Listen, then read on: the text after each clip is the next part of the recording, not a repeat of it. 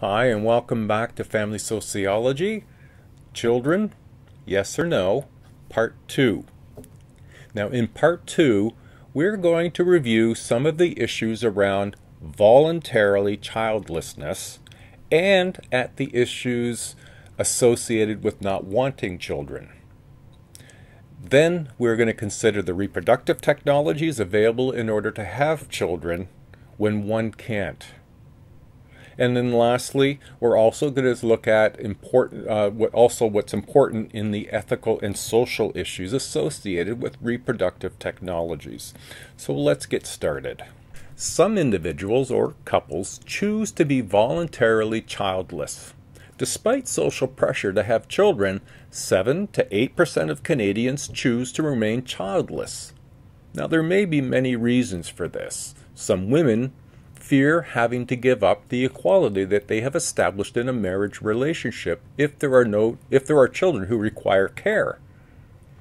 Some couples want to keep their options open for new experience of all sorts. Maybe they want to travel, maybe they have hobbies, adventures, or additional education they want. Some, they don't have the partner with whom they want to have children. Despite growing acceptance of family differences, those choosing not to have children still face disadvantages. The outsider may become intrusive, wanting to know why someone remains childless. Remember the social script. Women who choose not to have children are often considered antisocial or psychologically defective, which of course is ridiculous.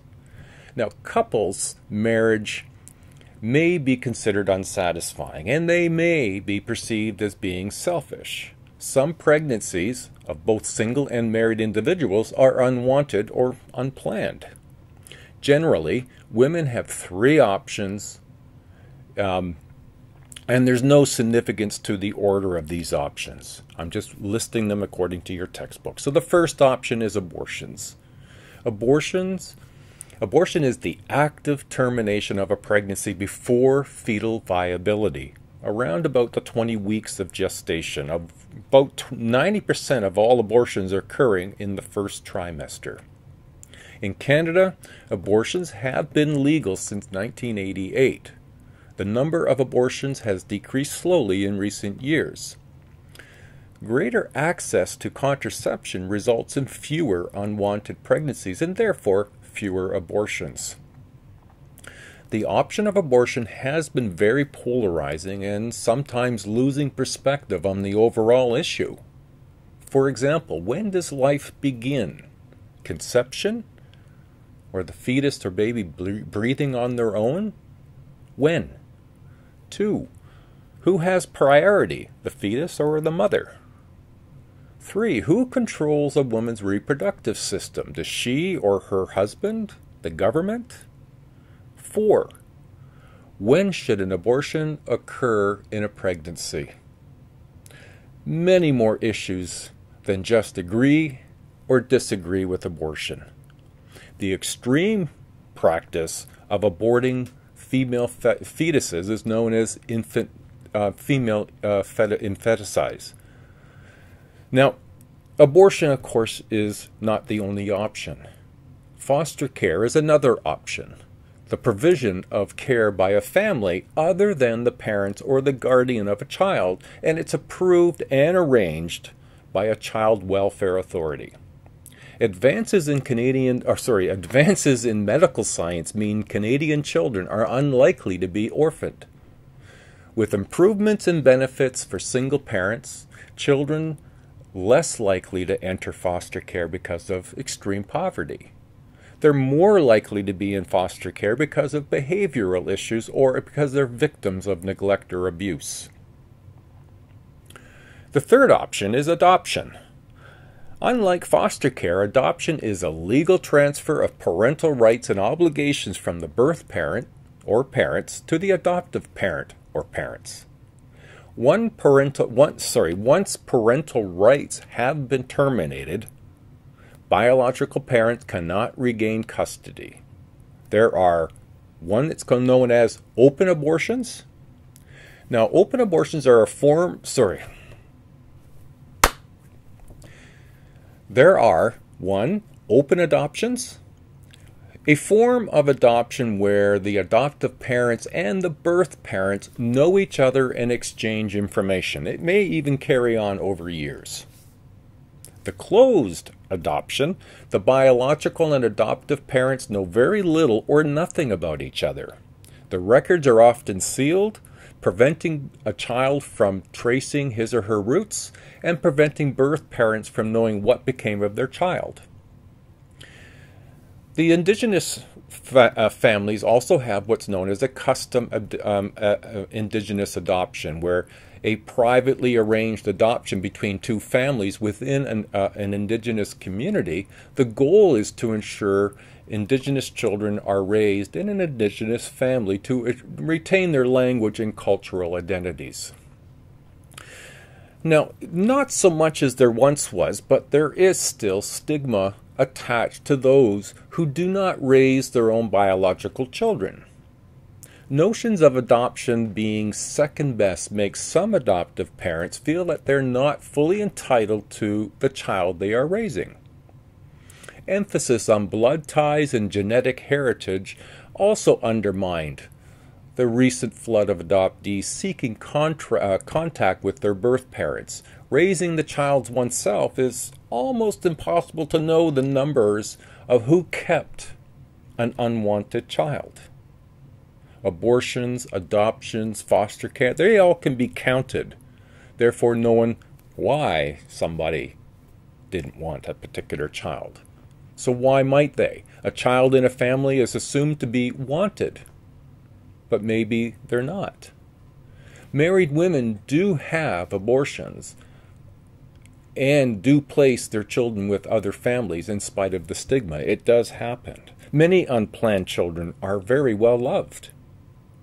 Many unmarried mothers choose to raise children by themselves and can and are positive role models. So what about those who are desperately seeking baby? Meaning couples who want children, however, they're unable to produce them themselves.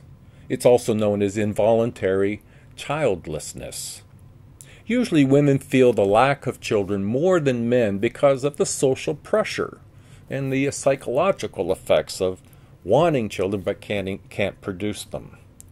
Infertility is defined as the inability to conceive after 1 year of unprotected sexual intercourse. 16% of Canadian couples experience infertility. Infertility can be traced to either the man or the woman or a combination of the both. Some explanations of infertility include, well, the age. Fertility declines with age, so that could be a factor.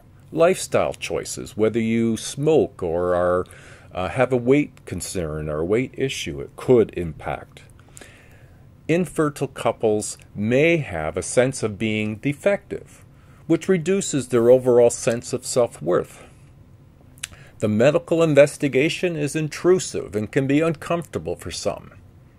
In the past, the limited options to infertility were adoption and foster care. Today, there are several reproductive technologies, and let's look at some of these assisted reproductive technologies.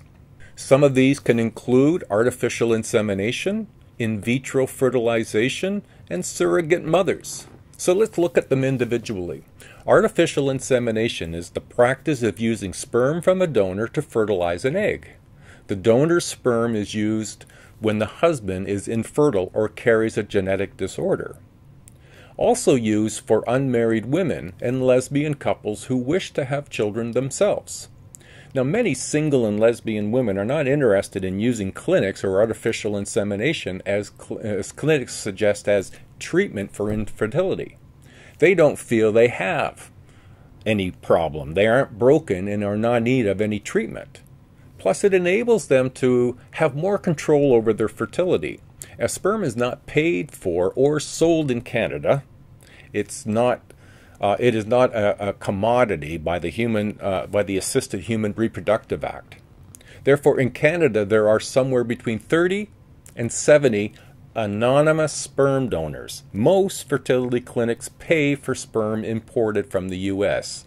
paying for sperm is legal in the U.S.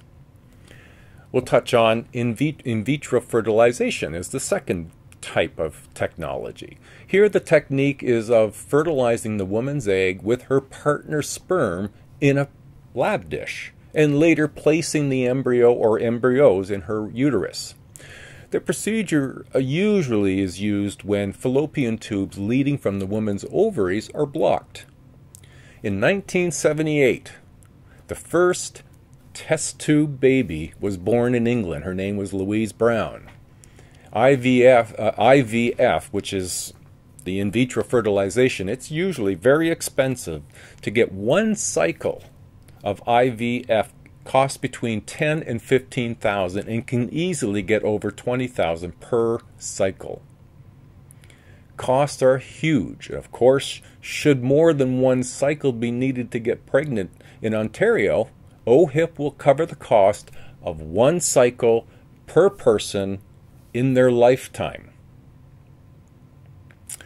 Third are surrogate mothers. A woman who agrees to be artificially inseminated, usually for a fee, with a view to turning over the resulting child to the biological parents. Now, surrogates must be at least 21 years of age. It's the only condition in Canada. Now, we do have legal conditions on reproductive technology. So in Canada, the Assisted Human Reproduction Act was introduced in 2004 to regulate reproductive technologies. And I'll get into this more in a minute. The issue here is that whatever the contract's participants have, it's not legal. And it can result in complications because someone changes their mind. And it has happened where someone expected the baby to be turned over and in fact the surrogate mom chose to keep it. Or in another example where the surrogate mom was prepared to hand over the baby to the biological parents who chose not to want it anymore. Complicated.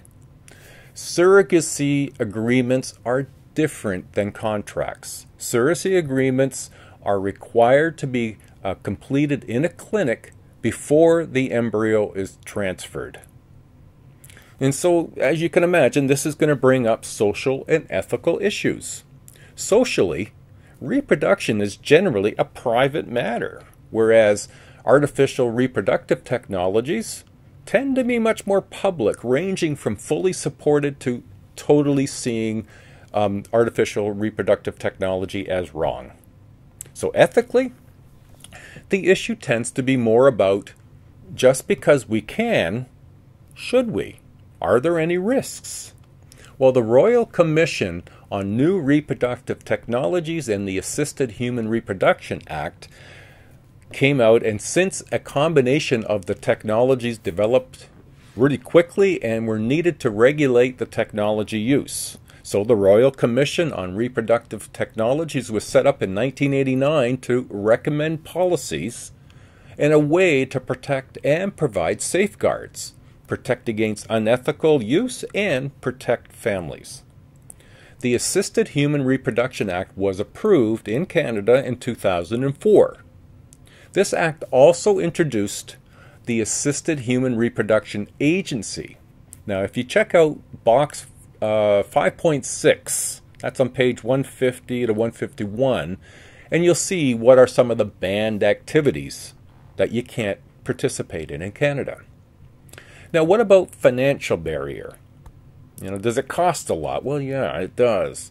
Artificial reproduction technologies can be very expensive. We work with a province-to-province variable. Not all provinces cover every procedure. And it raises social injustice issues. Is artificial reproduction technology available to only the rich, or is it available to everybody? Is it a right to allow better-off people to have children and deny them to the poor? Will women with lower incomes become the providers rather than the recipients of such services? Desire for a baby? Money? Is that ethical?